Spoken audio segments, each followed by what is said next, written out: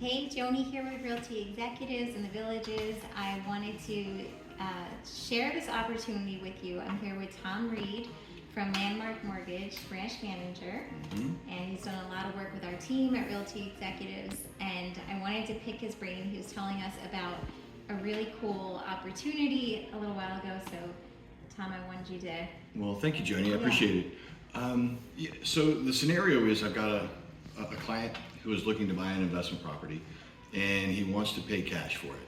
And when I heard that, I advised him, look, let's look at some other options. So he said, I'm retired. I don't have the income anymore. I don't think I can qualify for a mortgage, so I'm just going to pay cash. And we've got a loan program. It's called a DSCR. It's a debt service program where if you're buying an investment property, we can use projected rental income from that property to help qualify. And essentially, if we can get the mortgage amount down to a point where it's equal to or less than the proposed rent from that property, then we can get the loan approved.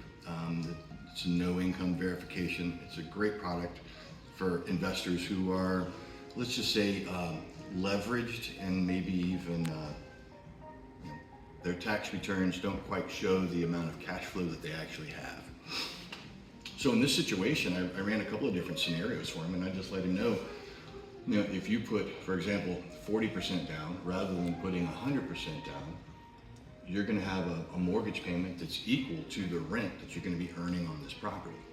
And at that point, he doesn't have any positive cash flow, therefore he's not going to have any taxable income on this property. And right now, he doesn't want to generate revenue from the property. He wants to hold it long term and carry an appreciating asset.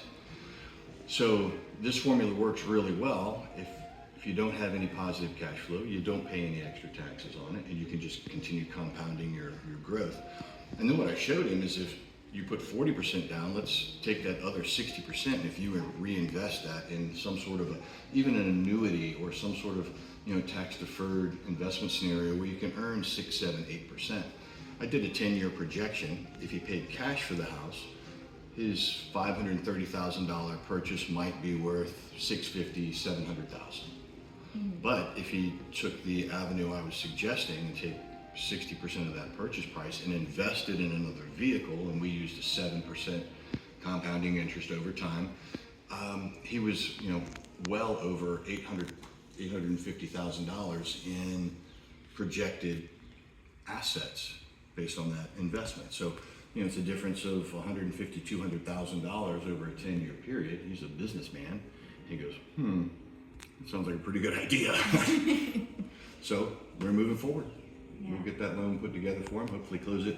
We need to close it in a couple of weeks. Got to move quickly. But yeah, so that's a great product and a perfect scenario for it.